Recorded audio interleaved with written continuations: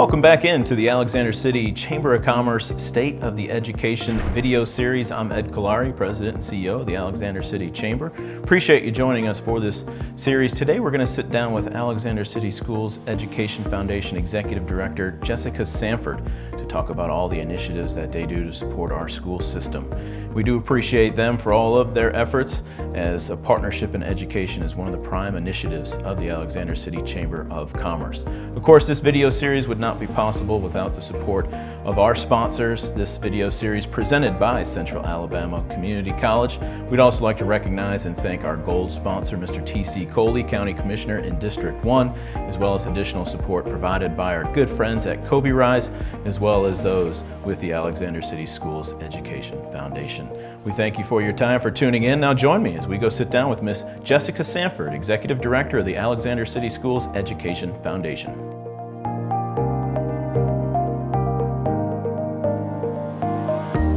Welcome back into the State of Education video series brought to you by the Alexander City Chamber of Commerce. I am Ed Kalari, and this morning I am honored to be joined by the Executive Director of the Alexander City Schools Education Foundation, Miss Jessica Sanford. Hey Ed, thanks for having me.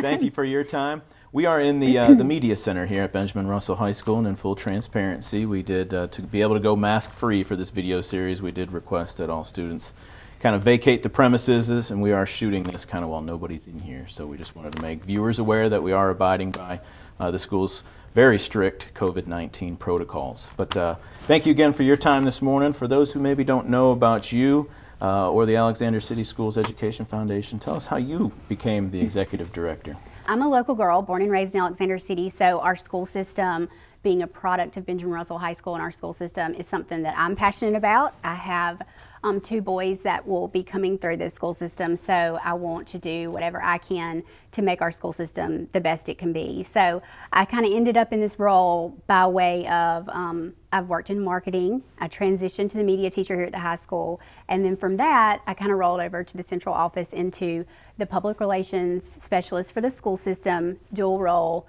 Executive Director of the foundation. So I wear a couple hats, but my time in the classroom really gave me the perspective of how hard their job is, what they do, and moving into this role as the Education Foundation Director, how can I raise money for our teachers and our school system to make their jobs easier? And it's great to have you in this role. I will say, in full transparency, I do have the honor of serving on the board for the Education Foundation. But I've always been curious, are there many folks that know exactly what the Education Foundation does for teachers, for students? If you would, just kind of share with those folks out there all the various initiatives you guys are involved in. Yeah, absolutely. So the mission of the Alexander City Schools Education Foundation is to secure resources from individuals, from corporations, to promote excellence in education and mobilize community support. So it's kind of twofold. Let's raise money and help where we can, and let's promote what's happening in our school system. So that's why it paired so well with the PR position with the school system. So we really just go out and we raise the funds that we need. You know, teachers are given state funds, but it's limited, and a lot of funding for a school system is earmarked for various initiatives. The foundation steps in and says, where can we bridge gaps? Where can we fill holes that are needed within our school system? And I know in the past, one of the big focuses has been on technology. Maybe kind of hit on that a little bit, and then maybe some new directions on initiatives going forward. Yeah, absolutely. So this particular foundation has focused mostly 100% on technology. That has been the driving force, and they did a beautiful job prior to me raising the money. Foundation started in 1997 with soccer moms and volunteers who wanted to make a difference in our school system. So they started raising money. Since then, they have collectively raised enough money to make our school system a one-to-one. So for every student, there's technology in their hands. They have a Chromebook, they have an iPad from K through 12th. So that's big. I don't think we could have foreseen where we were at the end of last school year, but that a school our size had enough technology to send our students home for distance learning with an iPad, with the Chromebook. To be able to do that was huge. I really commend the volunteers and the board for their forward thinking for our school system. Since I've moved into this role and working with our board, we have decided to sort of diversify our fundraising efforts.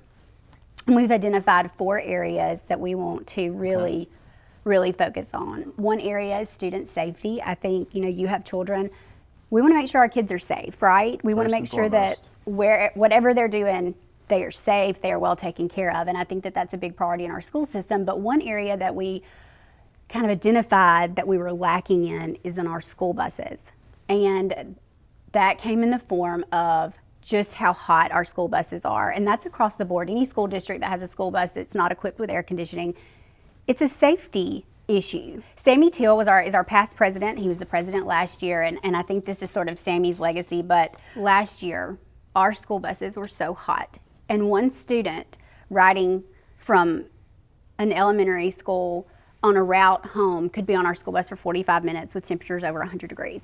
And we were having to reach out to organizations to have water donated. Well, hand a second grader a bottle of water, what's going to happen? It's all over the place, right. you know.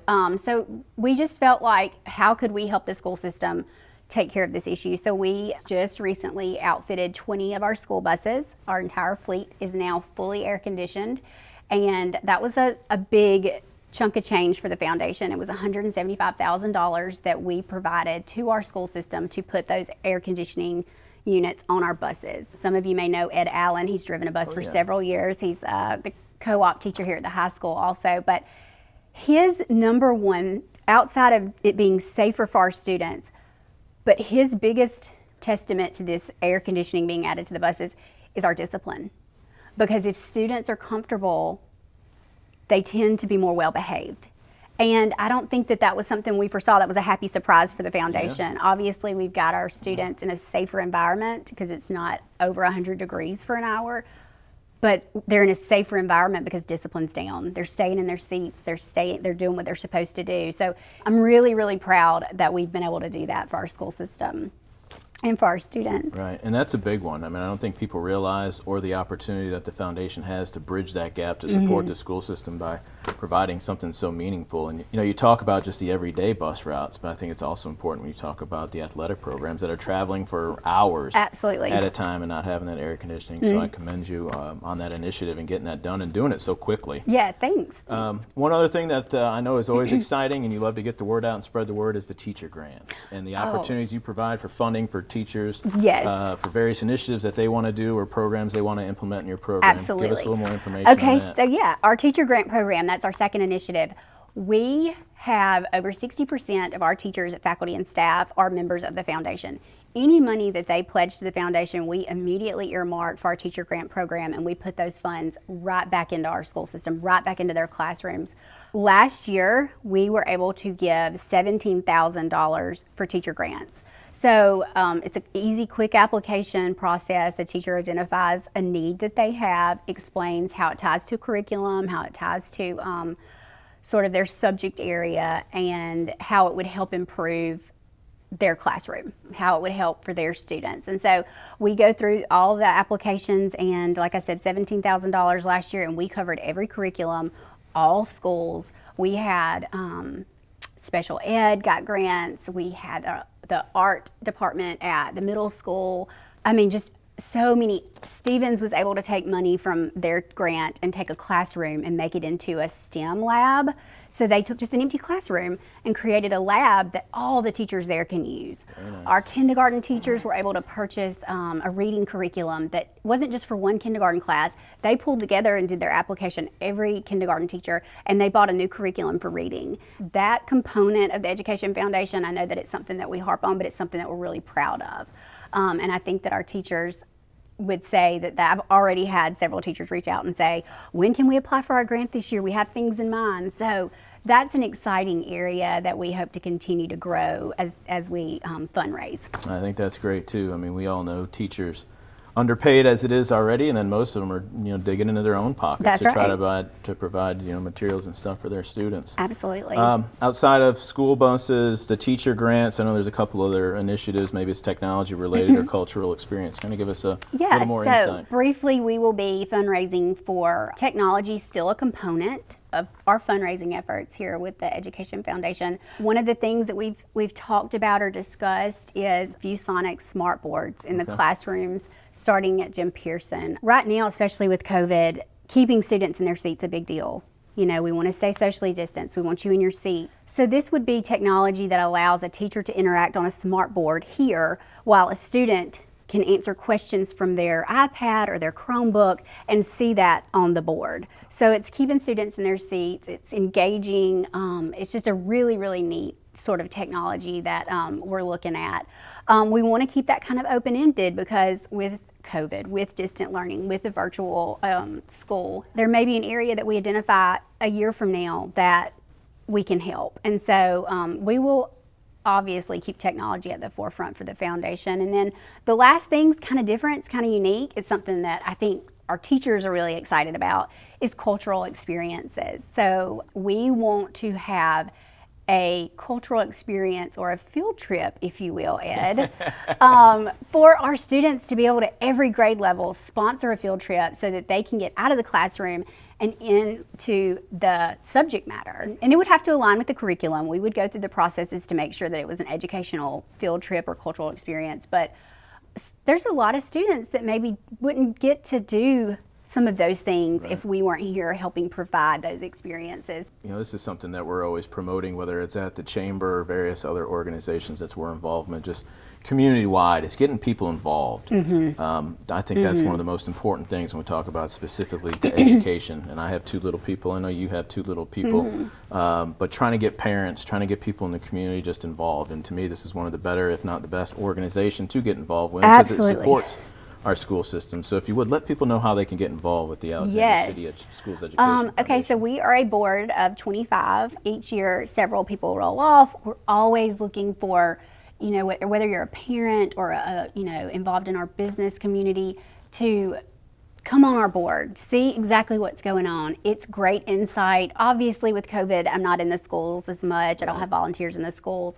But there are a lot of times where just, if we wanted to open doors to see kids coming into the school system, there are a lot of ways to get involved, and whether it's by joining our board and being a part of it from that perspective, or simply donating to the foundation and supporting our causes in that way. And if anybody wanted to donate or give, ACSEF.net. I know it's kind of a mouthful, but that's our website. You can donate there. I'm going to be out working to make some connections in the community. I think one of the things that's going to be different moving forward for the foundation is kind of diversifying our ask. We have a lot of entities in this area that constantly hit up our small businesses, and we've just hope that there's a little bit of love left for the foundation so that we can tap into those for our students here in the Alexander City School System. Well, that's great. We appreciate your time today, and not just your time today, but all you do for the school system. It's good stuff, and like I said, I'm on that board and honored to have our executive director, Jessica Sanford, with us today. Please do get involved, whether it's financial resources, time, commitment, passion. We always say education is the foundation of economic development. We're proud at the Chamber to have our partnership with education as one of our 4 main initiatives, and hope that each of you at home would get involved. Thanks again as well for joining us on the State of Education. Today we got a chance to sit down with Ms. Jessica Sanford, the Executive Director of the Alexander City Schools Education Foundation. We'll be back with more as we visit with Interim President Mr. Jeff Lynn over at Central Alabama Community College. But thank you for joining us today. This video series brought to you by the Alexander City Chamber of Commerce, and we look to speak with you down the road. Thank you for your time.